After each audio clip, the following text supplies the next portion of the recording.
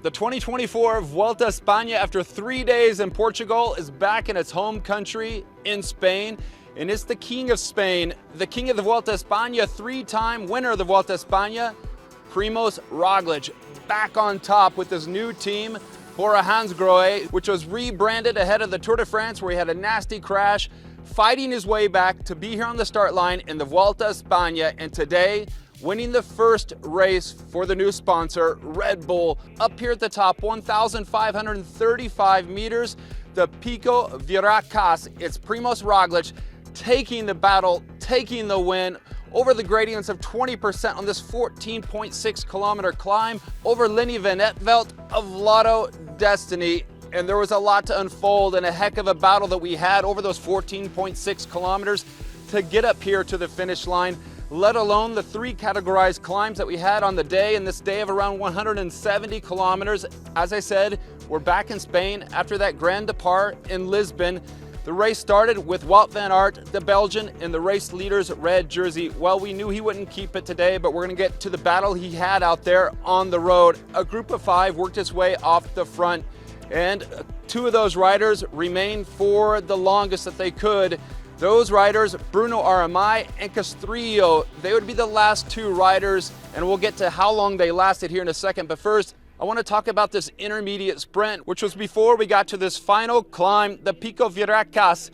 Well, it was Wout van Aert and Caden Groves battling for the third place points, with the two men still up the road, picking up the first 2 points. It was a tight sprint. Van Aert in the red jersey over Caden Groves, who's holding the green jersey for Van Aert. Van Aert got it, which means that he'll be in the green jersey tomorrow, because you know it, Van Aert lost the red jersey today on this climb that's way too steep for his abilities. But Visma Lease Bike, their team was all about Sepp Kuss, the winner of the race last year, and Kian Utebrooks, the two leaders of the team.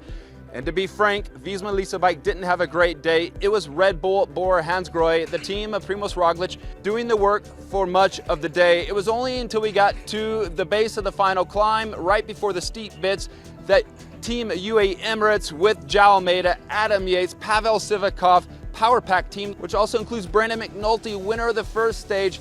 Those boys took over for a bit and blew things apart. It was Sivakov who did that last bit of pulling to bring in our two lone riders right at the base of the steep bits at 5 kilometers to go. That's where they hit this rough pavement, this cement. I drove up it. It was nasty, super hard, even in a car to push down the accelerator, let alone on a bicycle churning your cranks. The two men were swept up by Pavel Sivakov, who was frankly on a great ride today. And if you're looking back in the bunch at this point, out of the UAE team, it was just João Almeida that remained.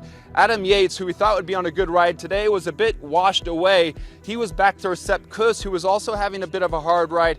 And up front, after all the work of Team Red Bull, it was Primoz Roglic, looking as good as he always does, riding on the front. And on that cement hard section with the gradients tough, steep, 20%, Roglic, Enric Mas, and Lennert van Eetvelt, those three riders would ride free. Then we got to the point where they turned right. It eased up for a bit before the final kick up here to the finish line. That's when we saw a group coming from behind. First, it was Felix Gau from Decathlon, then a couple of other riders. Young American, Matthew Riccitello. Well, he pronounces it Riccitello, but we'll let him get away with that. He's a better rider out there, that's for sure. Also with him was João Almeida. Those three with Gau, they join up, they join the front trio, and then we have 6 coming up here to the final, and the KG veteran from T-Rex Quickstep, Mikel Landa.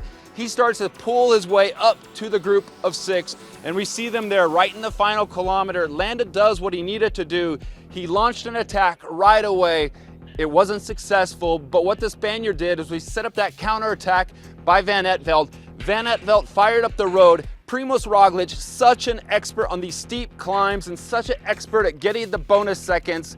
Van Eetvelt nearly had him. He celebrated a bit too soon, but frankly, I don't think that was the reason he lost the stage. It was Primoz Roglic coming around the outside on that right-hand bend to the finish line, celebrating for the victory, and Mrs. Roglic was up there waiting for him as well. Super kind. I gave her a ride up here to the finish line. She was really nervous, but super happy to see Primoz celebrate for victory, the first for Team Red Bull. It was Van Eetvelt picking up second, João Almeida there in third, Enrique Mas in fourth, Felix Gall in fifth, and Ricci Tello, the American, getting sixth place on the day. And what this does for the GC, well, Primoz Roglic back in the red jersey where he spent so many days of his career, three-time Vuelta España winner, 8 seconds ahead of João Almeida, earning the bonus seconds on the day, which helped him do so. 32 seconds back for Enrique Mas.